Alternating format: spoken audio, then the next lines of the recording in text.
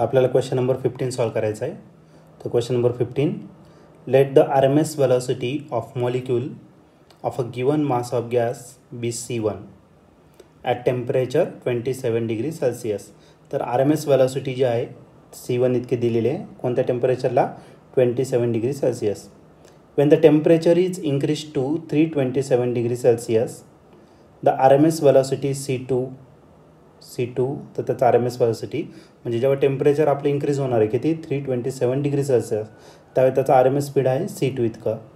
The ratio C2 divided by C1 is. तर आपल्याला तो रेशो फाईंड करायचा C2 डिवायडेड बाय C1. तर हा क्वेश्चन 2020ला आलेला होता. तर याच्या 4 ऑप्शनपैकी पहिलं जे ऑप्शन आहे ए ते आहे √2, बी ऑप्शन आहे 2, सी ऑप्शन आहे 2√2 आणि डी ऑप्शन आहे 4. तर या 4 ऑप्शनपैकी या क्वेश्चनचं करेक्ट आन्सर काय असेल तर ते आपण या ठिकाणी डिस्कस करूया आणि मग डिसाईड करूया. तर या क्वेश्चनमध्ये आपल्याला RMS वेलोसिटी दिलेलं आहे एका मॉलिक्यूलचं गिवन मासला जे आहे C1 आणि टेम्परेचर आहे 27 डिग्री सेल्सिअस. तर टेम्परेचर आपण T1 ने रिप्रेझेंट करणार आणि तो आहे पहिल्यासाठी म्हणून T1 आणि हा 27 डिग्री सेल्सिअस आहे. पण या सेल्सिअसचं कन्वर्जन आपण कशामध्ये करणार केल्विनमध्ये. मग 27मध्ये तुम्हाला किती ॲड करावं लागेल 273.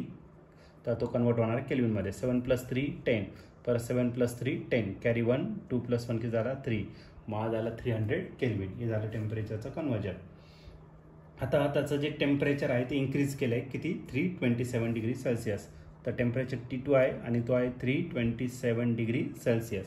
पुन्हा या डिग्री सेल्सिअसचं कन्वर्जन कशात करायचं केल्विन. 327 + 273 तर या डिग्री सेल्सिअसचं कन्वर्जन कशात होणार केल्विन. 7 + 3 10 परत 7 + 3 10 कॅरी 1 3 + 2 5 आणि +1 6. मग टेम्परेचर किती झाला तर 600 केल्विन इतका झाला. ओके. आणि त्याचा जो RMS स्पीड आहे तो किती येतं C2. तर आपल्याला रेशो फाईंड करायचा C2 डिवायडेड बाय काय C1 याचा रेशो आपल्याला या ठिकाणी फाईंड करायचा.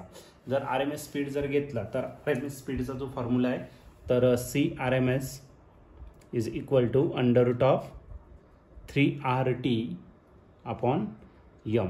आता m का असणार m असेल तुमचं मोलर मास या ठिकाणी असेल. ठीक आहे. मग हा फॉर्म्युला CRMSचा फॉर्म्युला काय आहे √3RT/m. मग 3 कॉन्स्टंट आहे R कॉन्स्टंट आहे आणि मास पण दोघांचं कॉन्स्टंट दिलेलं आहे. म्हणजे हा जो CRMS आहे हा CRMS डायरेक्टली प्रोपोर्शन आहे √ॲब्सोल्यूट टेम्परेचर. मग एक काम करू आपण C2 डिवायडेड बाय C1 जर घेतला तर काय घेतलं आपल्याला T2 डिवायडेड बाय T1. आता या दोघांच्या व्हॅल्यू आपल्याकडे नोन आहे. T2 किती दिलेला आहे तर T2 आपल्याला 600 दिलेला आहे आणि जो T1 दिलेला आहे T1 आहे आपला 300. ओके. आता 300च्या टेबलमध्ये 600 आहे. 300 × 1 300 2 किती झाला 600 म्हणजे याचा आन्सर किती येणार तर √2 येणार. मग C2 डिवायडेड बाय C1 जो आहे तो किती असणार √2. आणि या ठिकाणी ऑप्शन जर तुम्ही या ठिकाणी चेक केले तर ऑप्शन नंबर ए जो आहे तो या ठिकाणी आपला करेक्टली मॅच होतोय. मग ऑप्शन ए या क्वेश्चनचं काय असणार आहे आन्सर असेल म्हणजेच किती √2.